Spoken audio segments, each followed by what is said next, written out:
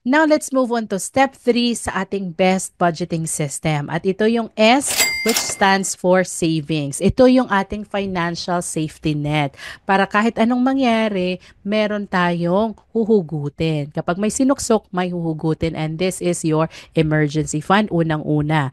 Pag-usapan natin yung iba pang goals, but let's start with emergency fund. The rule of thumb is to save at least 3 to 6 months worth of your expenses. Pero alam ko yung iba, mahirap tong gawin. Madaling sabihin pero mahirap gawin lalo na yung mga sapat lang yung kinikita sa expenses. Yung iba nga kulang pa, 'di ba?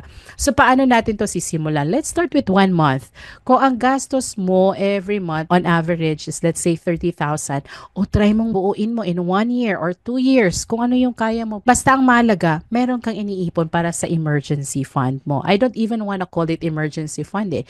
Kaya lang, yun yung nakasanayan natin. You can call it contingency fund o kaya safety net fund. Kung ano man yung gusto mong itawag, basta it's there para if ever na nangailangan ka ng pera, urgent, may emergency, wag naman sanang may sakit or may nangyari sa kapamilya, pero it happens, di ba? And it's better to have something na nakasave kesa yung saka ka palang gagawa ng paraan o mangungutang pag nandyan na, pag nawala na ng trabaho, pag may nangyari sa kapamilya. So, let's prioritize having an emergency fund. Now, kapag na-complete na natin yung 1 month worth of your expenses para sa inyong emergency fund, pwede natin yang dagdagan over time. Gawin natin 3 months, then 6 months, and if possible, 12 months pa nga or 24 months.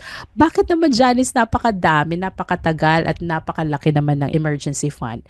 Well, balikan natin yung nangyari sa atin nung pandemic. Gaano katagal ang pandemic? Gaano katagal tayong nag-sacrifice nung time na wala tayong emergency fund? So it's always better to be prepared for something like that to happen. Kahit na hindi mangyari, it's always better to have it and not need it than to need it and not have it. And it's the same thing with insurance, which I will talk about in another video.